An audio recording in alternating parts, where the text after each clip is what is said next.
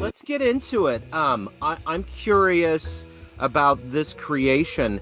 Talk to me a little bit about this album, kind of just from a cerebral point of view. What was kind of what was the vision? What were you going after? Can I answer? Yeah. I think there was actually not so much cerebral power Yeah. At work. I think it was more. It was more like almost a bit like a coincidence, because at the time when we recorded it, it's a live concert actually, and how that concert came about was that we had a trio album out on a small New York label called 29th Street Editions, and they wanted us to do a release concert, but at the time of the release concert we had sadly already parted with our drummer that we had the trio with, and so we had to come up with a new band basically for this release concert. And just a couple of weeks prior to that gig, we started playing with Steve Cardenas and Marko, and then we thought, why not do this release concert together with them in quartet? Because I mean, I feel like nowadays also when you have an album out, the album is more like an excuse to do another gig. It doesn't have to necessarily be exactly what's on the album. And so then the other thing was that this concert, 29th Street Editions, back then they were connected to a studio here. That's where the name actually came from, in 29th Street on the west side. It was called GSI Studios back then. Nowadays it found a new owner, Reed Turchi. He renamed it into Second Take Sound, but it's essentially the same studio, the same really amazing gear, and essentially almost the same people that work there. I mean, they got some new people now, but anyhow, so basically we were meant to do this release concert in the studio, and then 29th Street Editions, they basically said, yeah, well, we can record it and see if something cool comes along. And so, so we did it, and then we had these concert recordings, and then we were talking to Marko and Steve if they would be okay releasing it, and then after we figured out some financial details, because essentially if it's an album recording, then they need to be compensated differently, of course, and that's how it came about. And then we found a new name. I think like Confluence came from the idea that for this album I felt like that there are a lot of influences coming together, like personal influences, but also musical, artistic influences. I'm talking a lot, but yes, okay, go ahead. I mean, so Marko and I, we actually go really way back. It was 2019 when we first met.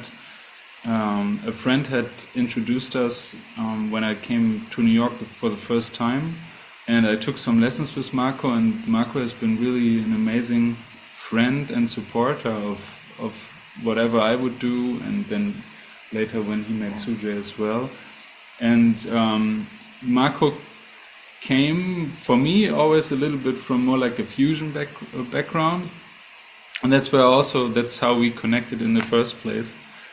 And and then later on we met Steve through a combo or ensemble in the new school. The ECM ensemble. Yeah, the ECM ensemble he led.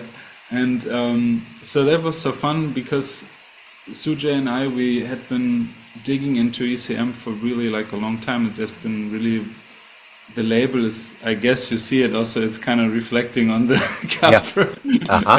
Whatever we do, always this aesthetic is kind of, it has really had a great effect on us. And so we've been listening to all that music, and Steve, of course, is involved with so many artists from that label. I mean, one of my absolute biggest heroes Charlie Hayden, there was really one person that Steve was really involved with a lot, or Steve Swallow and Paul Motion, all these people. So when we met Steve, it was funny because it didn't really feel like we met a new person, like because we had been musically so involved into that kind of realm. It was it was more like meeting an old friend almost, and so all these personal and artistic influences, I felt like they really come together now in this moment when we played together and recorded this, because we all shared this musical history, almost like this understanding or immersing in it. We had some kind of language that we could just easily share without really talking about it. And although we are all from kind of different generations, that was also so interesting. Steve is a little bit older than Marko, and Marko is a little bit older than us, but kind of the music kind of made this gave the common ground. Yeah. Anytime I can grab that Kansas City link to things, I'm going to do it the best I can. Steve's from Kansas City and clearly has been around for a long time, one of the masters of the instrument. What is it like to get on stage and to have a project with someone that has that much mileage on their jazz odometer, so to speak? Well, to me, it's like, I mean, we mostly played our music, but at the same time, every time when I play a song from us, I get different views from him. Like, he showed us so many different ways of playing it, and it's almost like just lesson for me every time when I play with him. Yeah, and I would say also, I mean, same thing goes for Marko as well. Playing with people who just have some more miles down the road.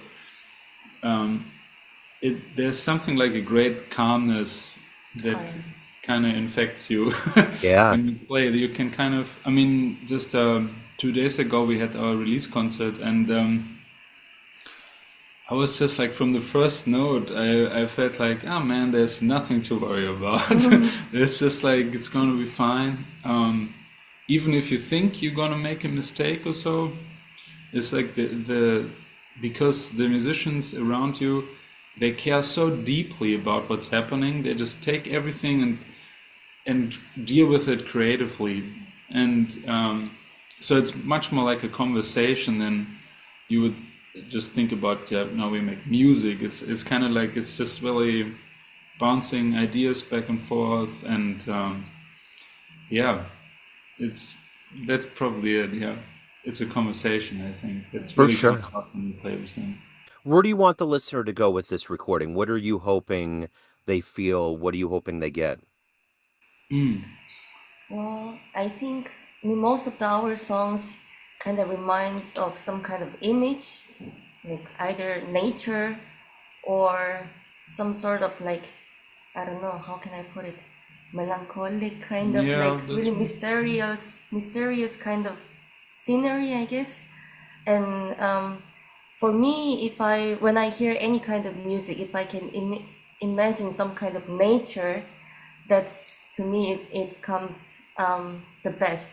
I don't know, it really touches me the best, and I hope some audiences also can relate to that. Yeah. And for me, it's also like, I mean, sometimes jazz can be so much about incredible technical abilities, chops and all that stuff, like technique and all. That's all cool, but that's something that honestly never really interested me so much. Like, I just get bored really quickly.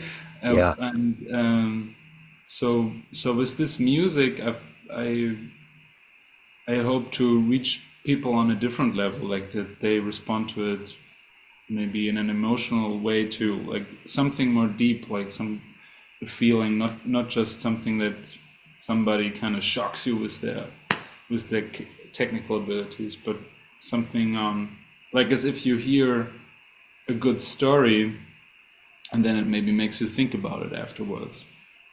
Which I just everything you're explaining about, kind of a mysterious story of thinking about it and melancholy.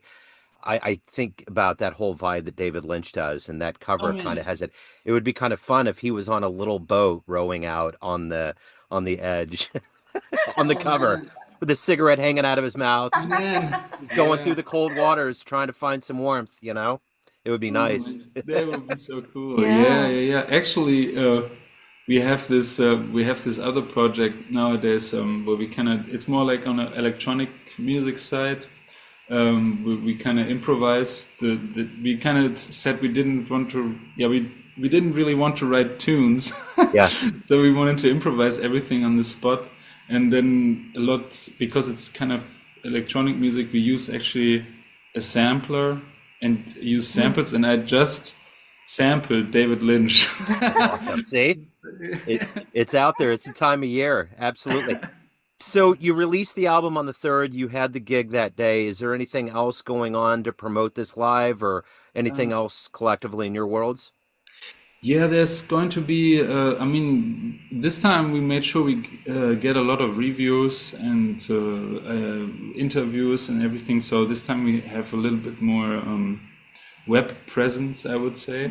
Yeah. And we're going to be in Korea for, well, definitely February, and then a bit of January and March, probably too. We're going to play some concerts there in Jeju Island and Busan, and currently still trying to schedule something for Seoul, but It's gonna be duo. yeah, it's mostly Yeah. going to be duo, although I mean, we're working on getting like a trio or quartet maybe together for some shows, but we need to kind of, it's not so easy Yeah. because we need to meet the right people and all. We know a handful, but let's see. And yeah, I mean, with Steve and Marko, we have to see how we do it in the future because essentially our time here in New York ends now. We moving back to Germany for various reasons, and so we have to. After all the moving process, I think probably in mid of next year we can finally start thinking again about, okay, maybe a tour or something. And yeah, I mean, it would be wonderful if we could get some funding. There's Yes. some opportunities in Germany, definitely where I'm from North Rhine-Westphalia. But yeah, time will tell, and then we see. But we would really like to definitely tour with Steve and Marko. It Yeah. would be Yeah. Well, pretty sick. Yeah. I know he comes through Kansas City here and there, so it would be Hmm. great. Maybe Kansas City can be on the radar. So, Yeah, Yeah. yeah. you know. So is Instagram where's the best place for people to keep up with what's going on with you? I guess Instagram or our website. Yeah. Okay. I mean, nowadays, now, I mean, we kind of try to update our website, but Instagram is just kind of the easiest way to post something and reach people. I don't really do Facebook anymore. It's Yeah. just like the, I think for most people yeah, don't really do. it's just for messaging Yeah. friends or new people, but it's just that it kind of reposts the same stuff on Facebook that we post on Instagram, and then maybe 2 people like it on Facebook, but then kind of 50 times more Yeah. people like it on Totally get it. Instagram. Totally Yeah. get it. Well, I will put all of those links in the show notes. Thank you again. It's great to catch up. Hopefully we can do it down the line. And good luck out there in New York winter. And yeah, it's great. Thank you so much. Thank you, Thank you. Joe. Thank you so much. It was much. great reconnecting. Absolutely.